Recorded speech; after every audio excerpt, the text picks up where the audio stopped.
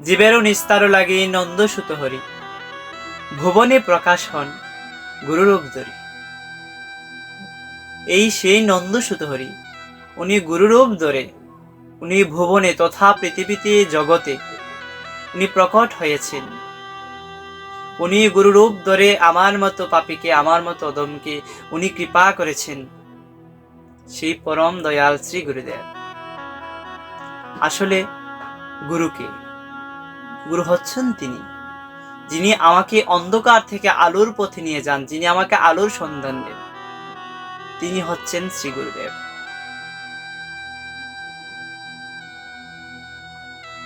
ভগবান উনি ভুবনে প্রকাশ হন এই যে গুরুরূপ ধরি। গুরুদেব একটা মাধ্যম। ভগবানকে যেমন ভালোবাসবেন, শ্রী গুরুদেবকে ঠিক সেই রকম ভাবে ভালোবাসতে হবে। গুরুকে জানিবে কৃষ্ণের স্বরূপ, যে কি গুরুকে জানিবে কৃষ্ণের স্বরূপ।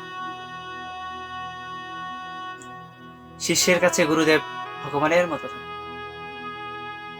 তাকে কখনো মনুষ্য জ্ঞানে মাপা যাবে না, তাকে কখনো মনুষ্য জ্ঞানে ভাবা যাবে না। মনে রাখবে, গুরুদেবের প্রতি নিষ্ঠা থাকতে হবে, ভক্তি থাকতে হবে, শ্রদ্ধা থাকতে হবে, ভালোবাসা থাকতে হবে। কৃষ্ণ রুষ্ট হইলে গুরু রাখিবারই পারে, গুরু রুষ্ট হইলে কৃষ্ণ রাখিবারই না। কৃষ্ণ যদি রুষ্ট হয়ে যান, গুরুদেব রাখতে পারেন, কিন্তু গুরুদেব রুষ্ট হয়ে গেলে কৃষ্ণ রাখতে পারেন না। তাহলে বুঝেন, যার জন্য বলেছেন কি যে গুরু কৃপা হি কেবল, বলছেন যে গুরু কৃপা হি কেবল, একমাত্র গুরু কৃপা ছাড়া কিছু করতে পারবেন না আপনি, কিছুই হবে না গো, একমাত্র গুরু কৃপা ছাড়া। গুরু কৃপা অনেকটা গুরুত্বপূর্ণ। গুরুদেব যদি আপনার প্রতি প্রসন্ন হয়ে যান, আর ভজন সাধন লাগবে না, আপনি অনায়াসে সেই গোবিন্দ চরণে চলে যাবেন। গুরুদেব যদি প্রসন্ন হয়, গুরুদেব যদি কৃপা করে দেন আপনাকে, আপনি এই জন্যই পার হয়ে যাবেন। শুধু গুরু কৃপা অপেক্ষা, গুরুদেবকে প্রসন্ন করতে হবে।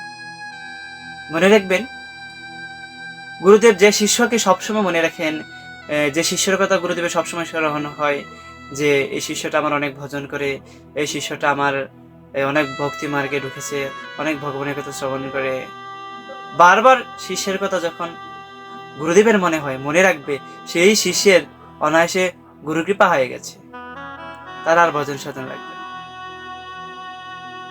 একটা গল্প বলি আপনাদের।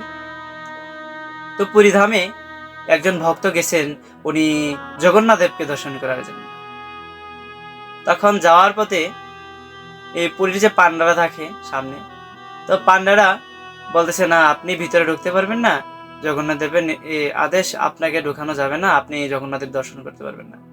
তখন ভক্ত বলতেছে, কিসের জন্য আমি জগন্নাথ দেবকে দর্শন করতে পারবো না? যাও তুমি তোমার জগন্নাথকে বলে আসো। তখন জগন্নাথকে গিয়ে জিজ্ঞেস করছেন যে পান্ডারা, কিসের জন্য আপনি ওনাকে দর্শন দিবেন না? তখন জগন্নাথ দেবে বলছেন যে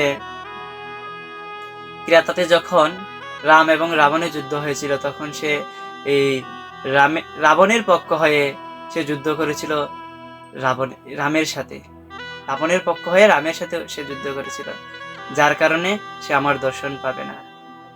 তখন পান্ডে এসে বলল যে জগন্নাথ দেব বলছেন আপনি নাকি দর্শন পাবেন না, এই ঘটনা। তখন ভক্ত বলতেছে, বয়ে গেল তোমার জগন্নাথ দর্শন করা।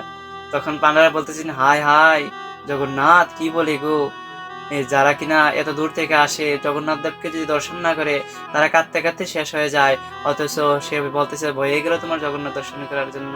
এ কেমন মানুষ, এ কেমন ভক্ত? তখন সেই ভক্তটা বলতেছে, আমি ক্রেতাতে কোন যুগে কি করেছিলাম, তোমার জগন্নাথ এখন পর্যন্ত আমাকে বড় বড় চোখ দিয়ে দেখে রাখতেছে, তাহলে আমি কিসের জগন্নাথ দর্শন করবো গো? জগন্নাথ তো আমাকে দর্শন করেনি, তাই গেল।